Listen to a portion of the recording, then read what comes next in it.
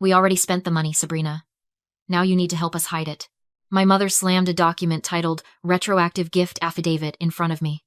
She wasn't asking for permission to take my father's $125,000 life insurance policy. She was demanding I help her cover up the fact that she had already stolen it.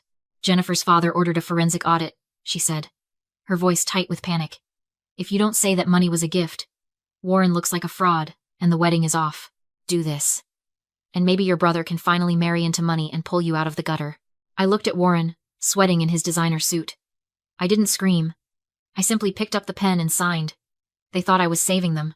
They didn't know I was just authenticating the evidence for their prison sentences. Have you ever been asked to cover up a lie to save a family member's reputation? Tell me your story in the comments. My name is Sabrina, and I am 32 years old. In my day job as a supply chain executive for a global food conglomerate, I manage crises that cross oceans. I move perishable goods through war zones and hurricanes. I am used to high pressure, tight margins, and people lying to me about delivery times. But 2 years ago, when my father died, I wasn't an executive. I was just a grieving daughter, exhausted and desperate to keep my family afloat. That was the year I learned that grief is the perfect cover for embezzlement. While my brother Warren was too emotional to handle the details, I took a leave of absence to manage everything. I spent my days arguing with hospice nurses and my nights staring at spreadsheets, trying to reconcile my father's end-of-life care with his dwindling bank account. I was sleeping 4 hours a night, running on caffeine and duty. It was during one of those sleepless nights, a week after the funeral, that my mother came to me. She was weeping, holding a stack of red-stamped envelopes. We're drowning, Sabrina, she sobbed. Your father hid debts, medical bills. If we don't consolidate everything right now, the creditors will take the house. They'll take everything. She put a power of attorney document in front of me. She said she needed the authority to negotiate with the hospitals, to protect the family estate. I looked at her tear-stained face, the face of the woman who raised me, and I didn't see a predator. I saw a widow who needed help. So I signed. I gave her full control over the insurance payout and the estate, believing I was being the responsible one. I was an idiot. There were no medical debts. My father had excellent insurance. That panic, those tears, it was a performance. Andrea took that $125,000. Money my father explicitly intended for me to start my own business. And she didn't pay bills. She laundered it. She funneled the cash through an old family trust account to hide it from immediate tax scrutiny, masking the transfers as maintenance costs. Then, she used every cent as a down payment on a luxury penthouse condo downtown. But she didn't put it in her name. She put the deed in Warren's name. Why? Because Warren needed a stage. He couldn't just be an unemployed 28-year-old who played video games. He needed to be Warren, the visionary crypto investor. He needed an address that screamed success so he could court women like Jennifer, a private equity heiress whose family owned half the state.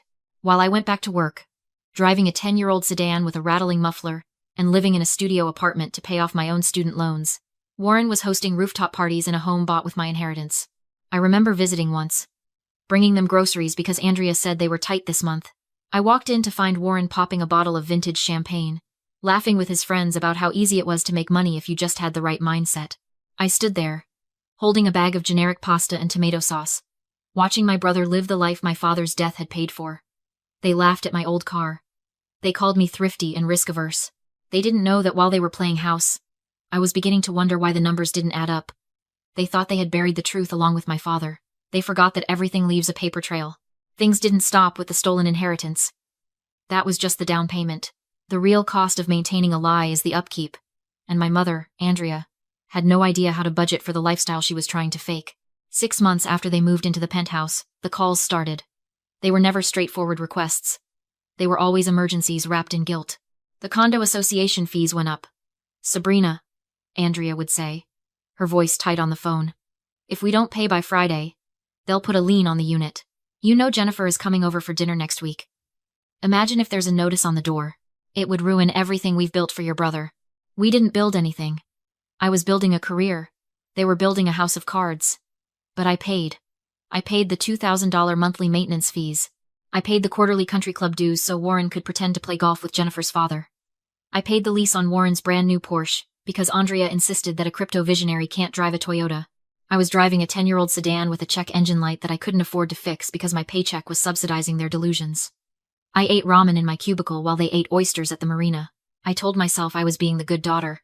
I told myself I was keeping the peace. Then came the Tuesday that changed everything. I was sitting in the break room at work, scrolling through social media, when a post from my sister Beatrice popped up.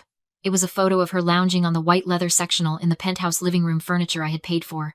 She was holding a glass of rosé, the city skyline glittering behind her. The caption read, "Manifesting abundance pays off. So proud of the life I've built. Hashtag self-made." I stared at the screen. Self-made. She hadn't made a dime. She hadn't contributed a single cent to the mortgage, the lights, or the wine in her hand. She was 24, unemployed, and living inside a lie I was financing. Something inside me snapped. But it wasn't a hot, screaming snap. It was cold. It was the sound of a lock clicking shut. I realized then that I wasn't their family member. I was their venture capitalist. And this was a failing investment. They thought my silence over the last year was submission. They thought I was the quiet, mousy sister who would just keep writing checks because I was desperate for their approval. They didn't understand the industry I work in. In high-stakes logistics, you don't scream when you see a competitor over-leveraging themselves. You wait. You let them extend their credit lines until they are drowning, and then you acquire them for pennies on the dollar. I looked at that photo, and for the first time, I didn't feel hurt. I felt powerful. Andrea was house-rich and cash-poor. She had burned through the stolen insurance money and was now entirely dependent on my loans to keep the lights on. She was insolvent. I put my phone down and finished my coffee. I didn't leave a nasty comment. I didn't call Andrea to scream about the unfairness. I went back to my desk, opened a fresh spreadsheet, and started typing. I wasn't going to argue with them anymore. I was going to audit them. I stopped answering their calls. I didn't block them yet. I needed to see their desperation in real time, but I let every ring go to voicemail. I stopped showing up for Sunday dinners. I stopped responding to the group chat about the vision for the engagement party. To them, I was sulking. To me, I was entering the quiet period before a hostile takeover. I used the access I still had, remnants of the time I managed the estate, to run a forensic audit on my mother's finances. It was worse than I thought. Andrea was insolvent. She had burned through the stolen insurance money on the down payment and renovations. Now, she was floating checks to pay the caterers for the engagement party. She was terrified. If that check to the venue bounced, the wedding was off, and her chance to marry Warren into the billionaire class would evaporate. She needed liquidity, and she needed it fast. I didn't wait for her to ask me for another loan. I beat her to the punch. I incorporated a shell company in Delaware called Nemesis Holdings LLC. It cost me a few $100s and provided total anonymity. On paper, it was a faceless investment firm specializing in distressed assets. In reality, it was just me and a laptop. I reached out to a commercial mortgage broker I knew from my supply chain work, a man named Marcus, who didn't ask questions as long as the commission was good. I gave him a very specific set of instructions. Contact Andrea, I told him. Tell her you represent a private equity firm looking for high-yield short-term loans. Offer her $200,000. Hard money. Fast cash. No credit check. Marcus made the call on a Tuesday morning. I listened to the recording later. You could hear the relief in Andrea's voice when he mentioned the number. She didn't ask why a private equity firm was interested in a residential condo. She just heard 200,000 and saw a lifeline. But I wasn't handing her free money. I was handing her a contract laced with poison. The loan terms were aggressive. High interest, short term. But the kill switch was in the fine print. A confession of judgment clause. It meant that if she defaulted or if she lied on the application, Nemesis Holdings could bypass the courts and seize the collateral immediately. The collateral, of course, was the penthouse. Andrea hesitated when she saw the paperwork. Even she knew that risking the condo was dangerous. I need a day to look this over, she told Marcus. I need to ask Warren. That was the moment to spring the trap.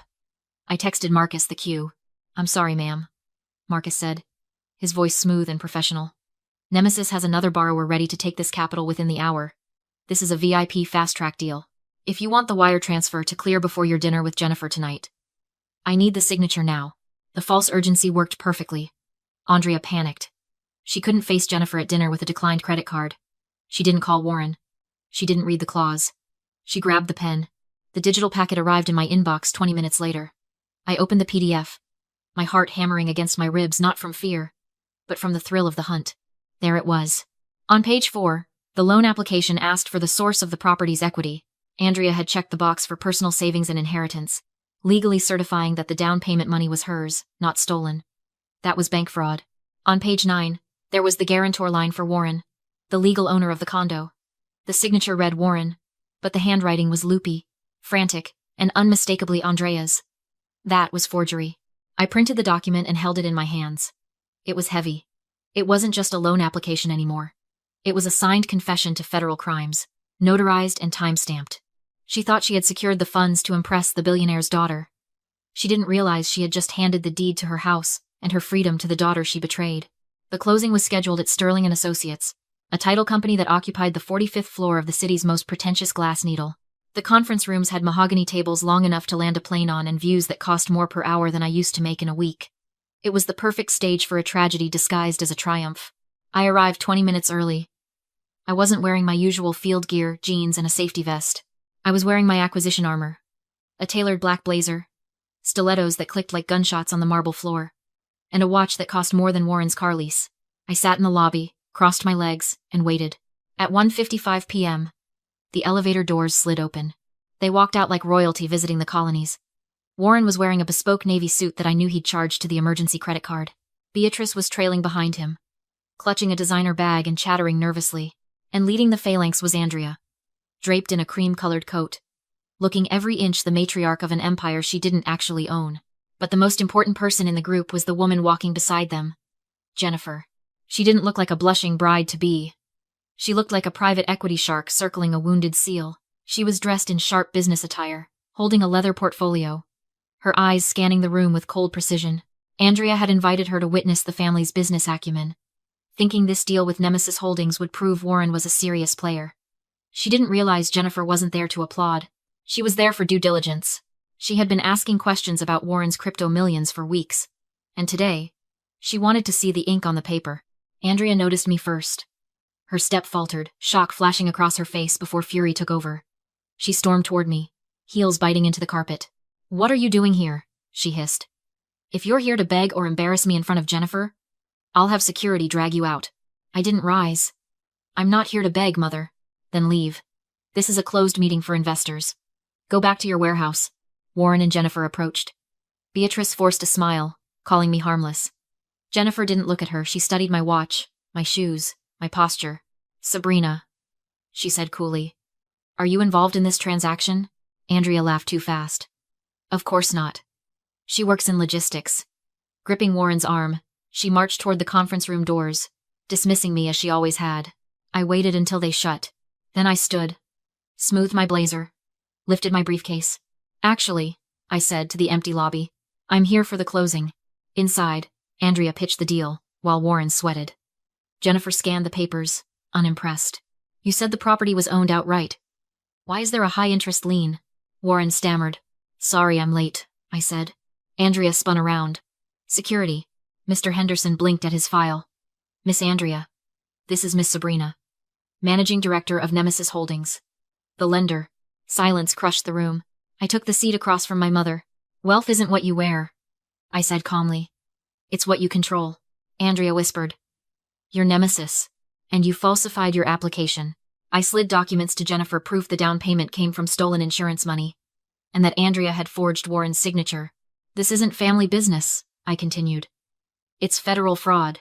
I nodded toward the lobby. "Police are waiting." Andrea went gray. "I have options," I said, placing the deed down. "Jail tonight? Or you transfer the condo to me and walk free." Jennifer stared at Warren. "You stole from your sister to buy my ring?" She ripped it off and dropped it on the table. "I don't marry fraud." Andrea signed. 3 months later, I sold the condo, secured my future, and blocked them all. They say I ruined their lives. I say I reclaimed mine.